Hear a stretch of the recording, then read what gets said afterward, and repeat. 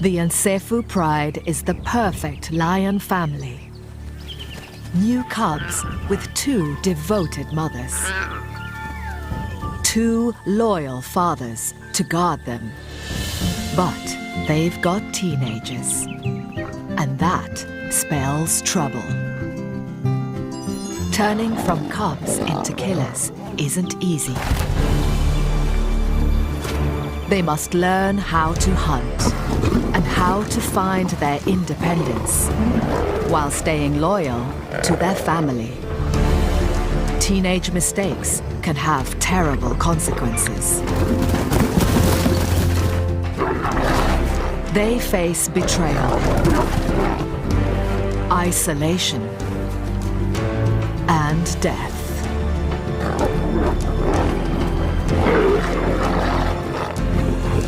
Theirs is a journey into adulthood through the trials and tribulations of teenage pride.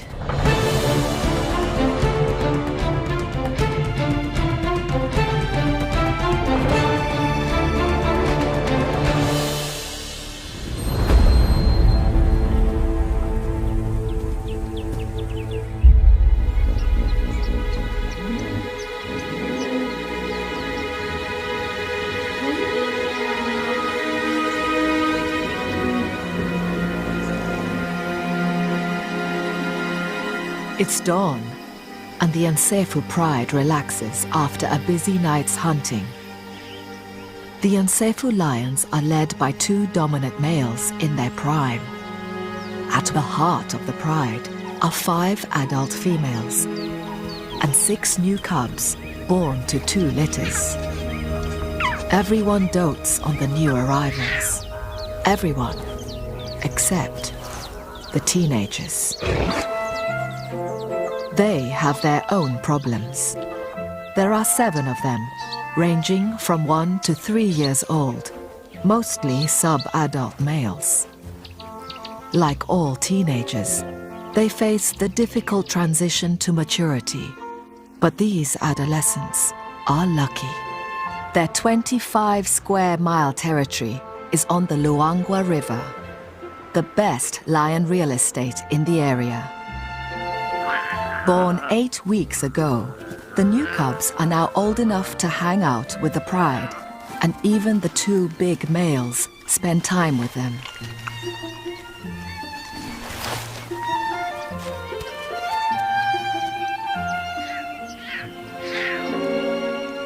The previous year's young are all ignored, so they formed a gang. These adolescents are, in human terms, of school age. They have their own teacher, an older sister. Though already adult size, she's still young and playful.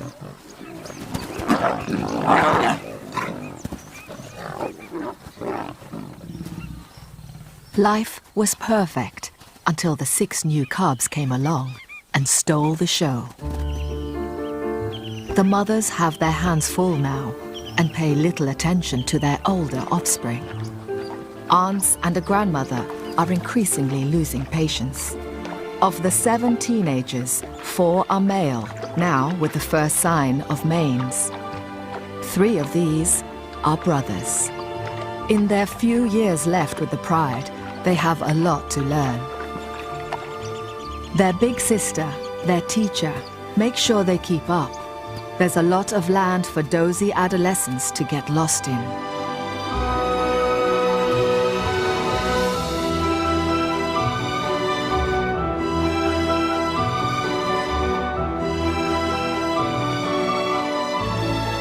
Now it's time to join the pride for breakfast. The hungry teenagers are allowed at meals as long as they join the back of the queue.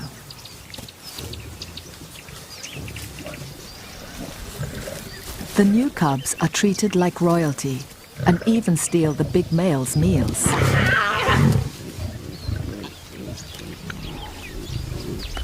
The mothers need extra food to make milk for the cubs. The males are grumpy about having to share. One antelope, stolen from a leopard, doesn't go far. The ants try to eat their share discreetly until the teenage gang finds them and forgets their manners.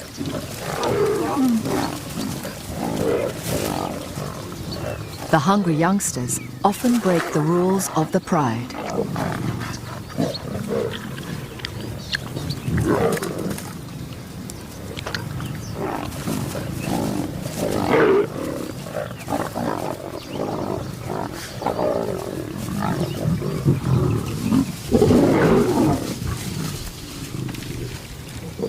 The big males send the adolescents packing.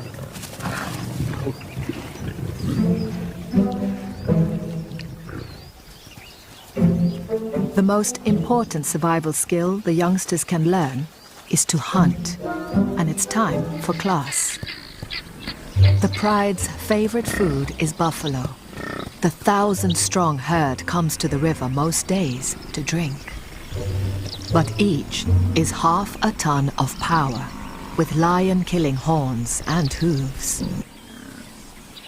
The elder sister, their teacher, selects a safer target for demonstration.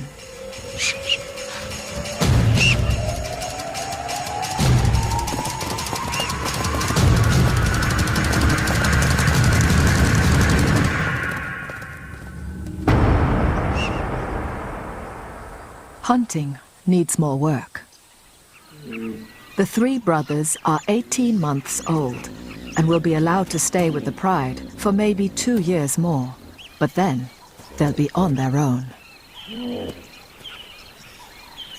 Hippos retreat to the river by day, but come on land at night to graze.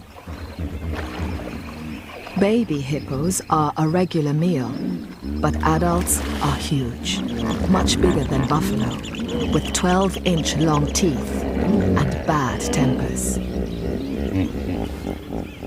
This morning, the teenage gang has one trapped and is blocking its route back to the river.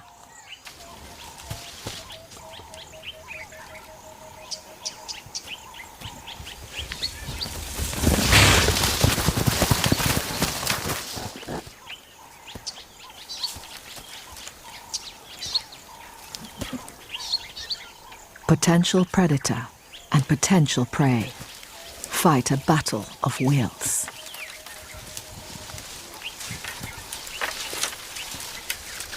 The young lions try intimidation, while the hippo slinks off round the back.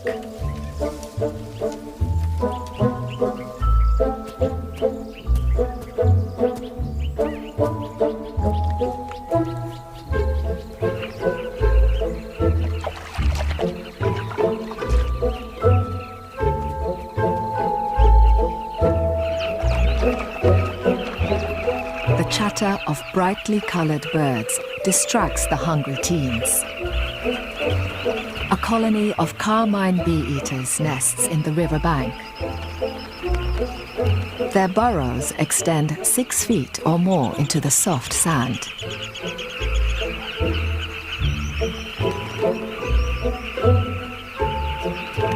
Lions aren't born knowing what's best to eat and whether these birds might make a meal. The years spent learning how to be a lion may be the most difficult and least understood of a lion's life.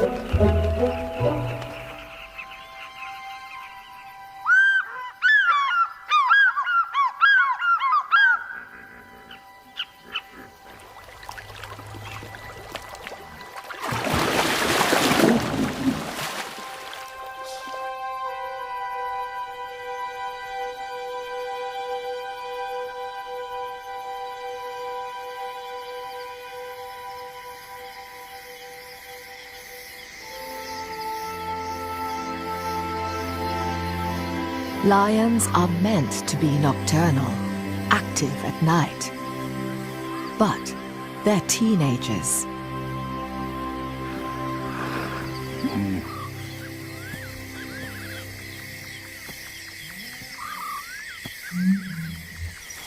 The hippos are braving the land to feed.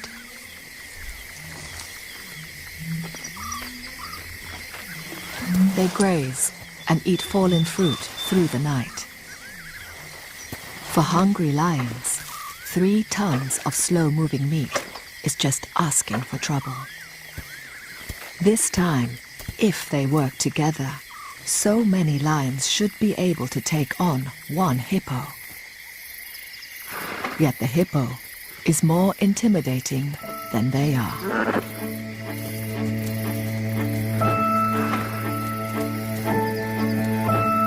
The hippo's sheer bulk is their protection, as are their massive teeth, trampling feet, and belligerent courage. Teenage lions have attitude too, and they spar with the hippos like matadors with bulls. For the lions, it's part game and part lesson. Experienced lions rarely hunt adult hippos. They're too dangerous, but the teenagers keep trying.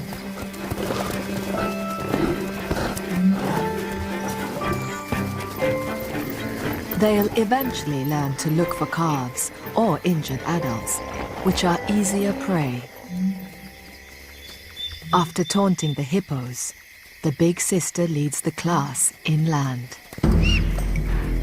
Hunting antelope requires specialist teamwork, and they practice most nights. They spread out. The idea is to drive an impala or a puku into an ambush.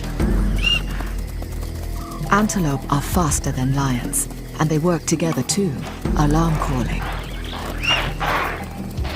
It's time for the teens to test their strategy. Lions assign themselves different jobs in the hunt. Some become wingers, left or right. Others, part of the charge or the ambush. Once a lion learns its job, it'll eventually fulfill that role in each hunt for the rest of its life.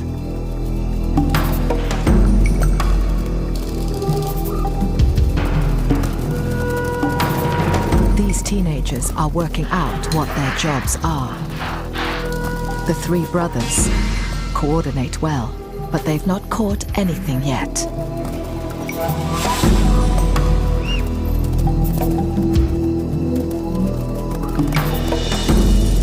The elder sister drives a puku straight towards them.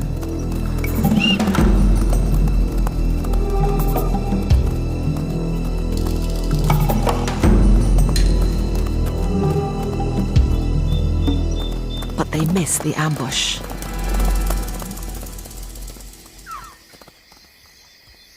Behind the younger brother, there's one of the cubs, lost and alone.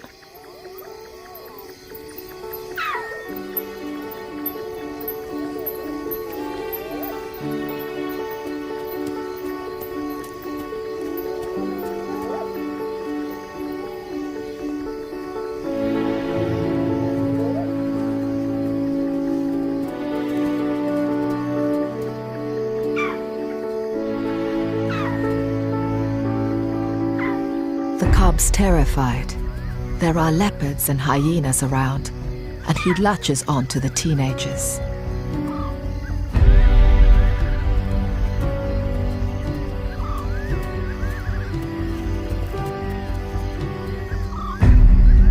They stop hunting. The rest of the pride can't be far away.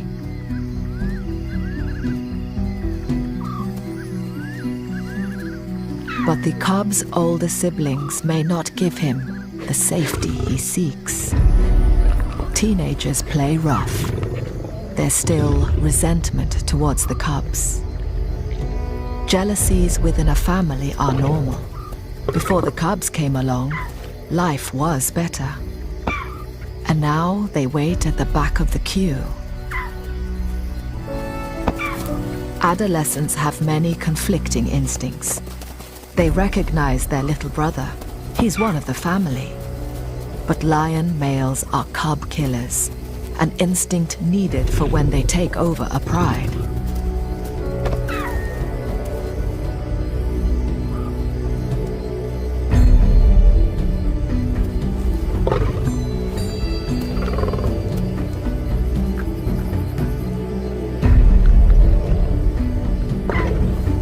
Just as the game looks like being the cub's last, his mother appears.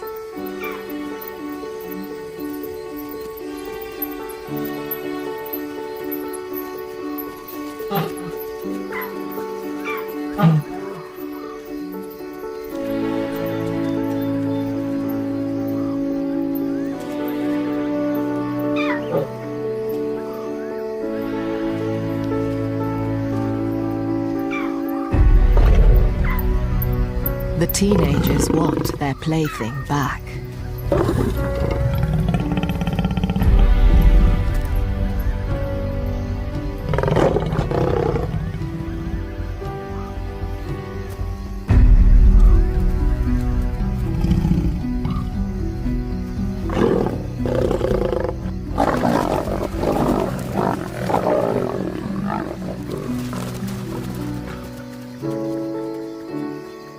The cub is battered, confused, and lucky to be alive.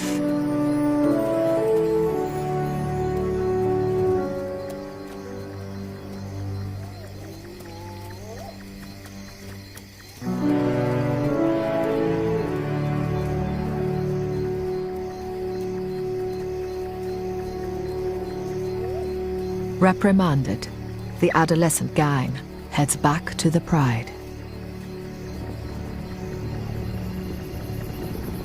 There's a rumbling, like distant thunder. Stampeding buffalo. The professional hunters, the lionesses, are at work.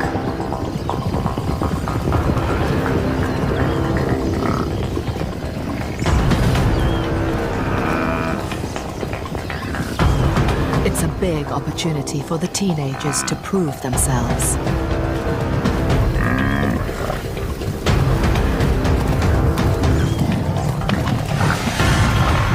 The strategy for hunting buffalo is different to antelope. Buffalo are like tanks, well armored. The lions must attack from behind.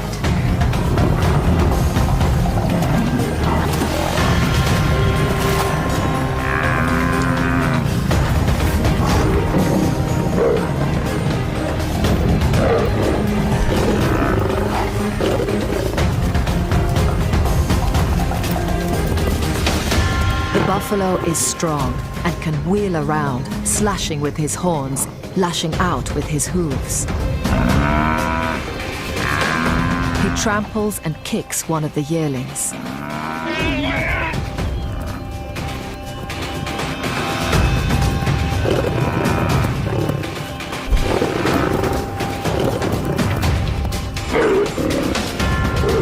The pride closes in, but the teenagers aren't strong enough.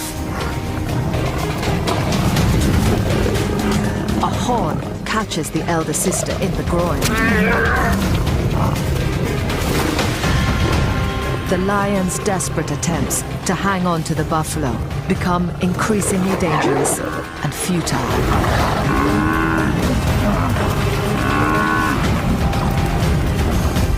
One by one, the lions peel off.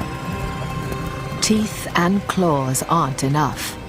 It takes experience as well as courage, and knowing when to back down.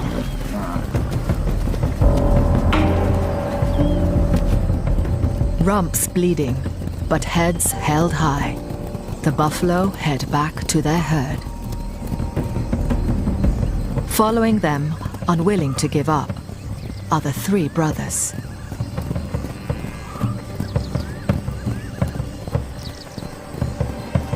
The rest of the pride leaves them to it.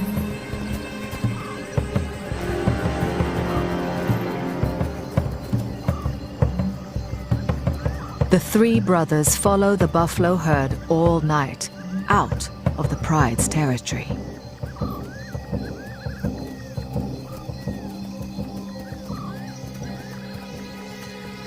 But after a few hours, they've lost the buffalo and their pride.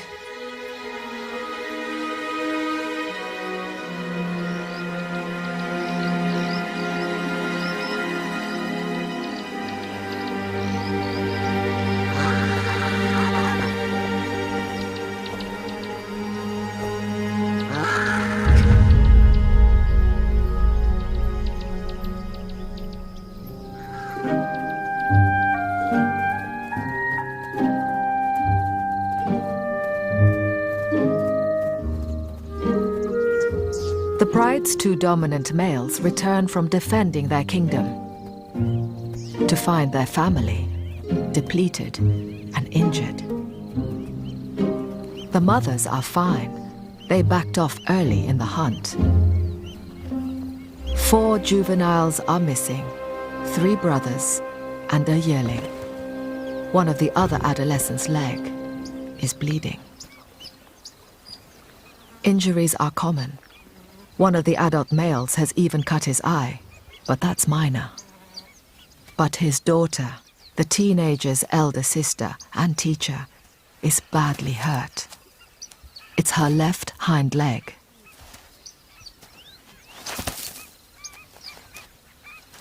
She's fortunate to have the pride. Solitary cats, like leopards, starve when they can't hunt.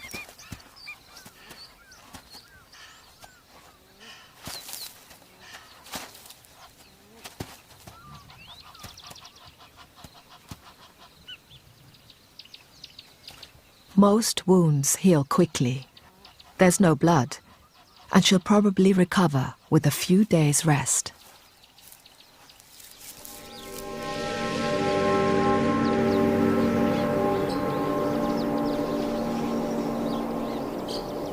But the trampled yearling is not so lucky. A moment of teenage bravado has caused fatal internal injuries.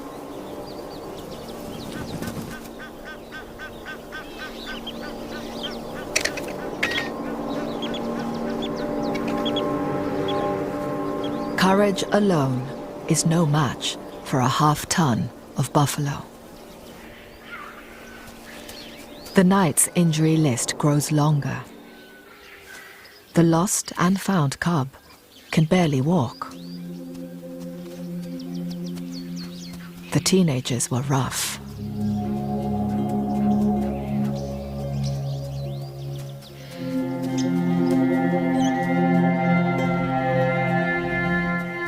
He looks for comfort from his mother, but she rejects him. The pride can't look after a cub that isn't able to keep up. Her instinct is harsh, but it's for the sake of the other healthy cubs.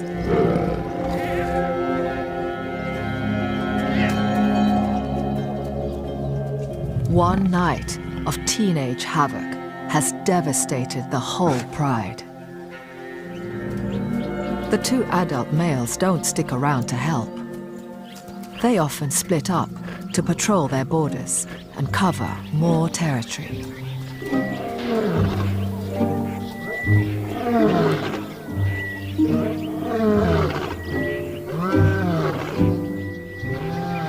It's the height of the dry season, and each lion pride controls sections of a few miles of river, the only water around.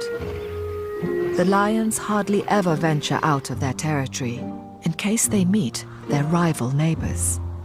Yet, on this morning, beyond the pride boundary, are the 3 teenage brothers, on their own for the first time. At 18 months old, they are too young to leave the pride, yet the instincts for independence are stirring. They head out in search of breakfast.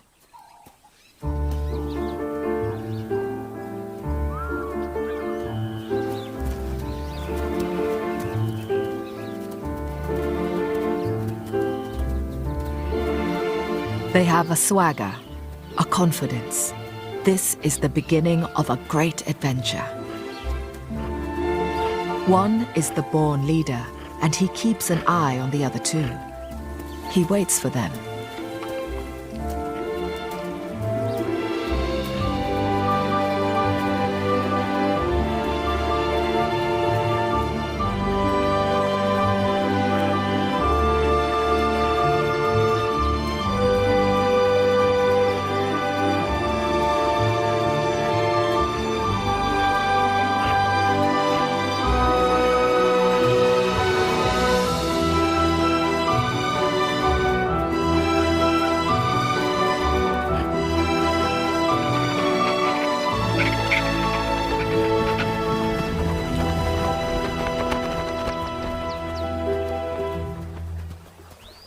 The hippo carcass is days old and thin pickings.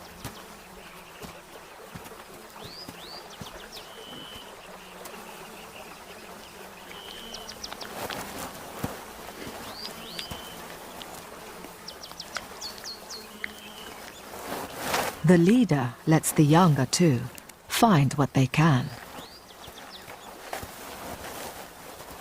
A foot doesn't have much meat, just skin and gristle. They should be careful. Their stomachs aren't accustomed to rotting carcasses. But it's something they may need to get used to.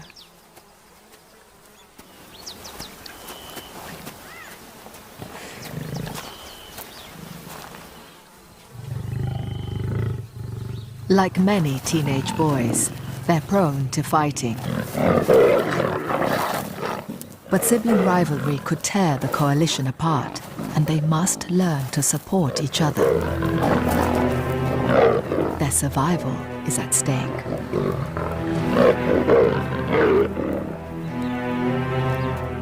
The leader just moves on, and they have to follow.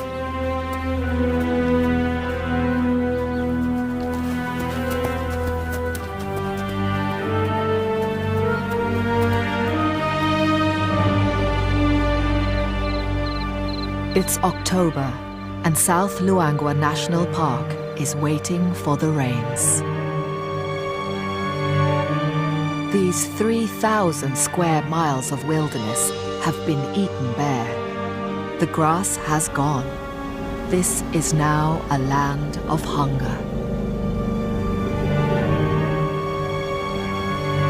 All life is concentrated along the banks of the dwindling Luangwa River.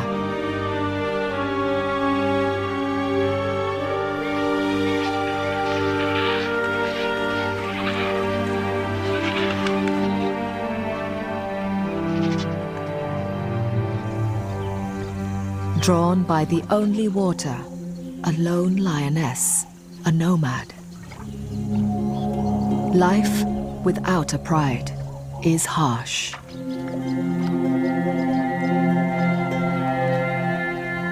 Single lions can scrape by for years, eking out an existence, hiding and starving.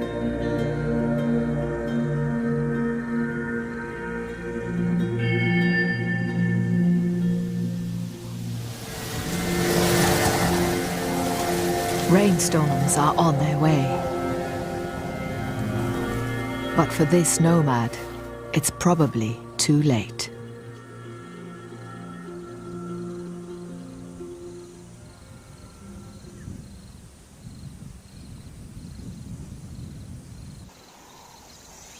The three brothers are tense, staring intently.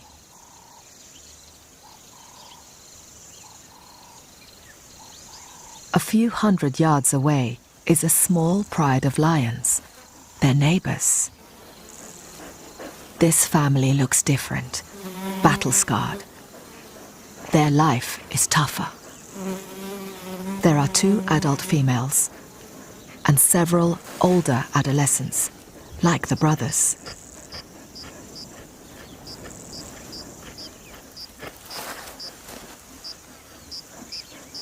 This is a hardened pride from the wrong end of town.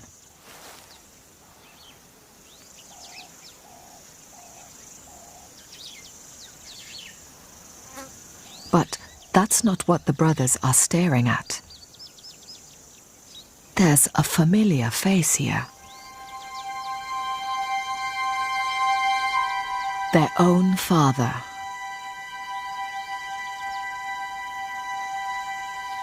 One of the 2 Nsefu Pride males has a second family across the tracks. It's unusual, but here the park has a shortage of adult males due to trophy hunting outside the reserve.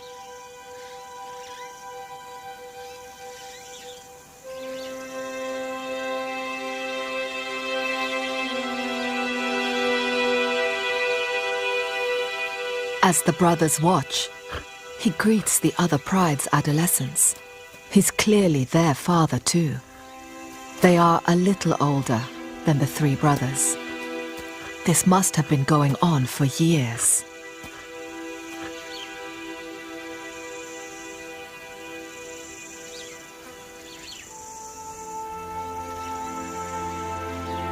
Cuts and scars tell of a hard life. Small prides do less well, pushed into lower grade areas.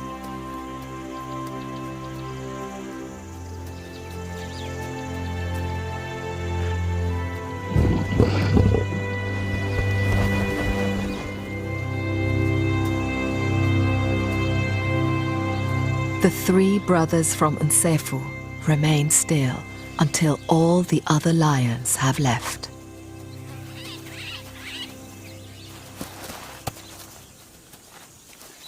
Confused, their confidence gone, they nuzzle for reassurance.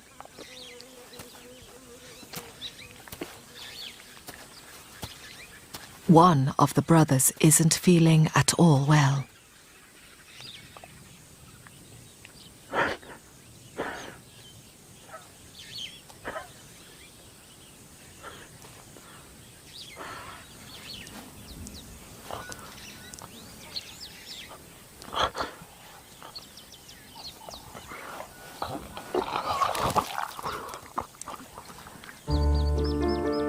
Maybe it's the effect of the rotten hippo. But in many animals, emotional upset can have the same results too.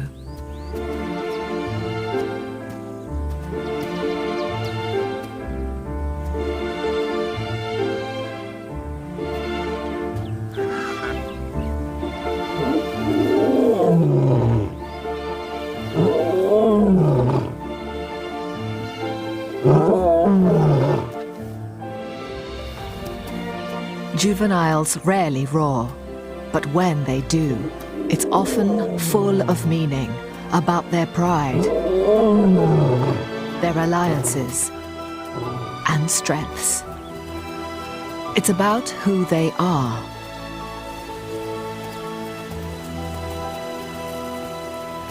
They are three teenage runaways, adventurers, figuring out how the world works on their own.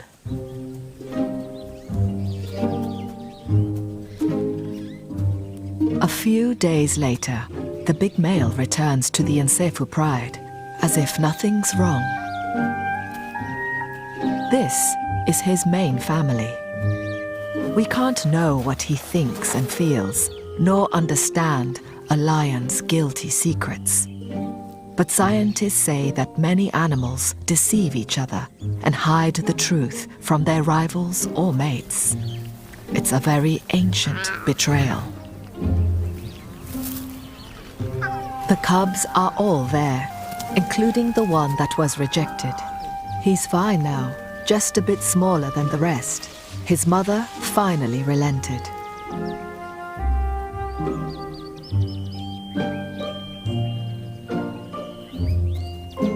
Ignored in the past by his mother and brothers, the lucky survivor is forging a special relationship with his father.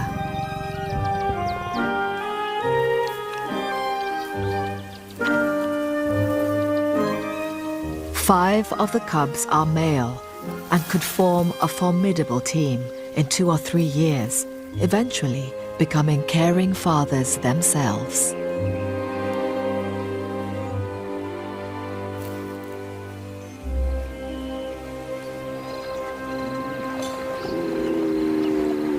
The falling river shrinks the hippo pools. The territorial males aren't happy with their newly confined quarters. If the dominant hippo doesn't get you, the crocs may. Injuries are inevitable. Under cover of darkness, a wounded hippo retreats to the bank. With luck, darkness and dense bush would hide him. But he comes face to face with the Nsefu mothers, and doesn't stand a chance.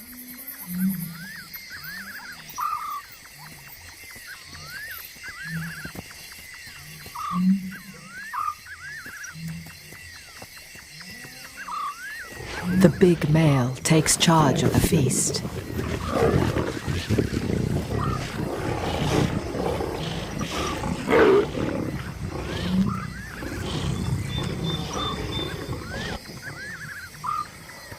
An adult hippo is a huge meal, more than enough for them all.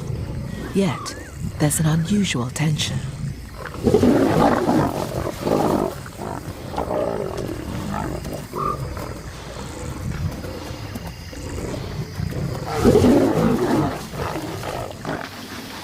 A big croc tries to join them.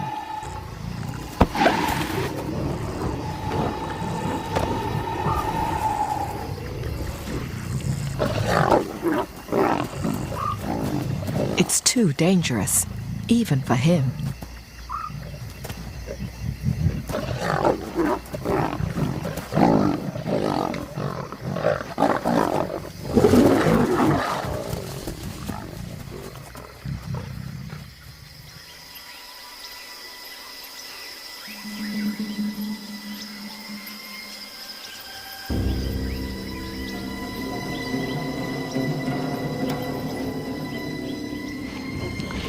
By morning, the cause of the aggression becomes clear.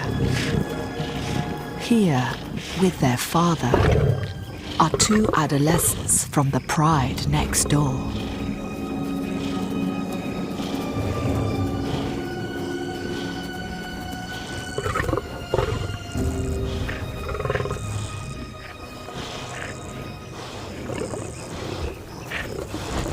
The encephal mothers are the most upset.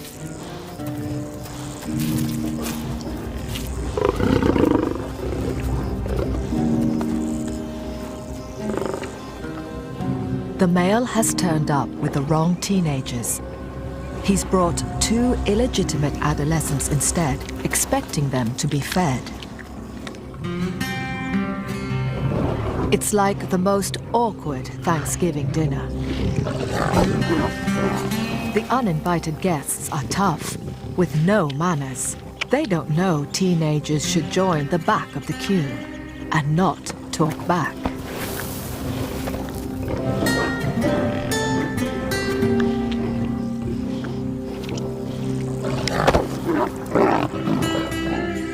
The mother's building anger becomes more evident.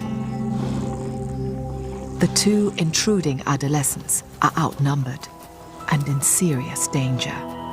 They have to leave right now.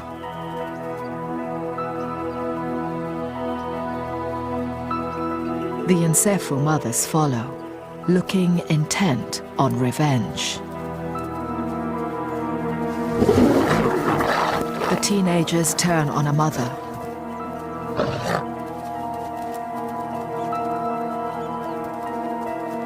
All 5 encephal females arrive.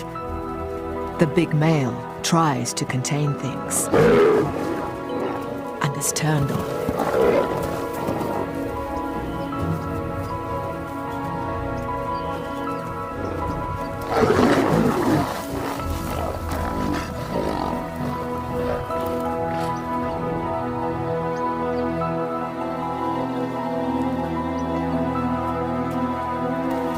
He puts himself between the mothers and the 2 interlopers.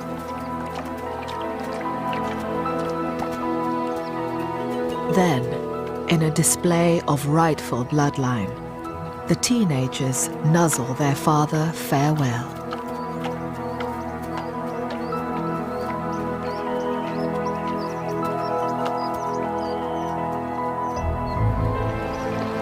The 2 exit the only way they can, through the crocodiles.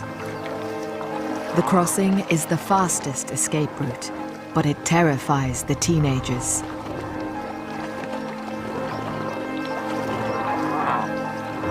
They've met their father's main family. Maybe they too thought they were the only ones. It seems everyone's feelings are hurt.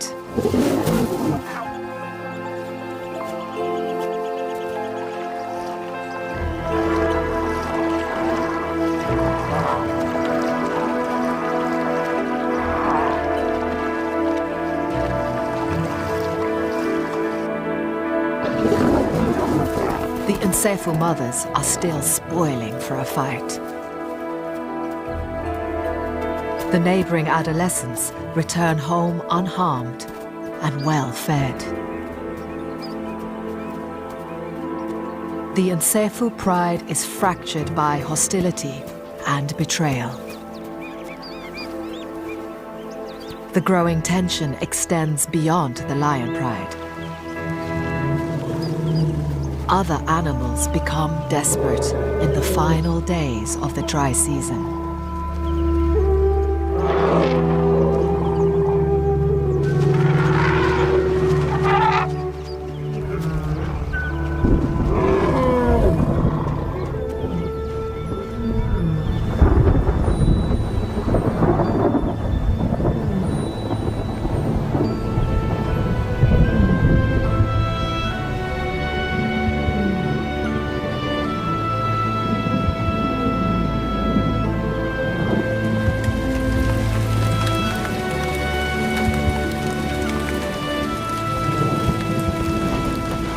Once the rains come, the antelope can drink anywhere and move away from the river in the hope of better grass.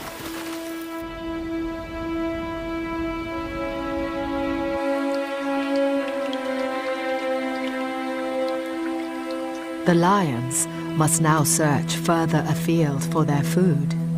In these tough times, they can't wait for the 3 missing teenagers to come back.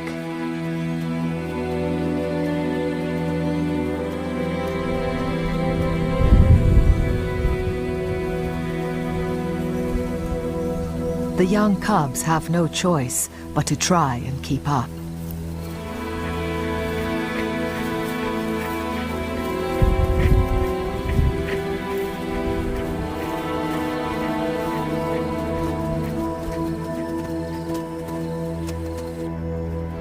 The buffalo head out beyond the pride's boundary.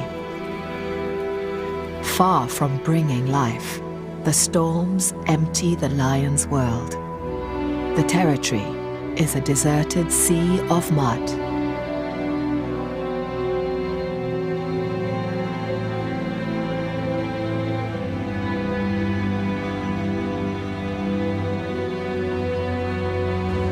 The hippos, at least, are happy.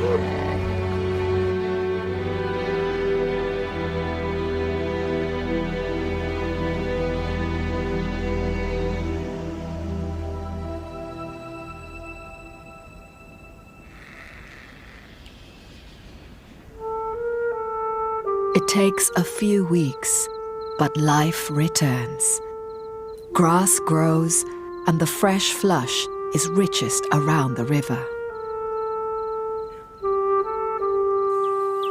The antelope return.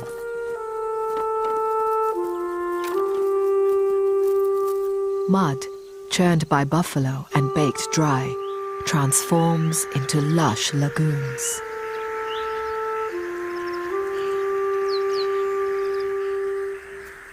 For the cubs, it's a new world.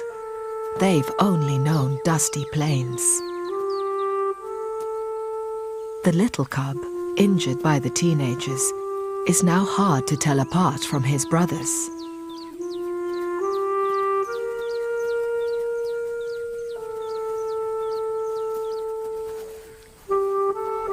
The big males are spending more time protecting their youngest heirs.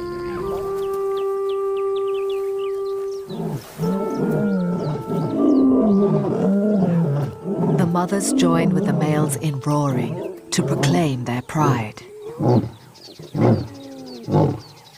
The only ones missing are the 3 brothers. They haven't seen them since the buffalo hunt.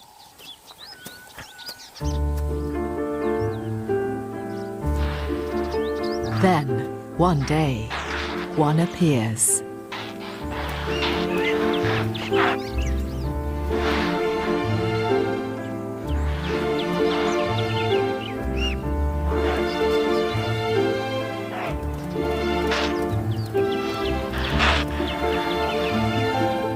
following him, the other two.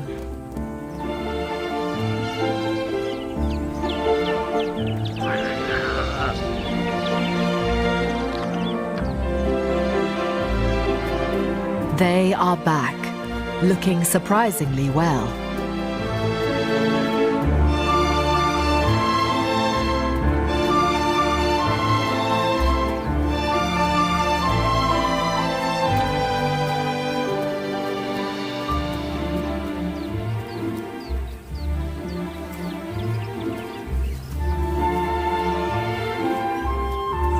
They are welcomed as part of the family.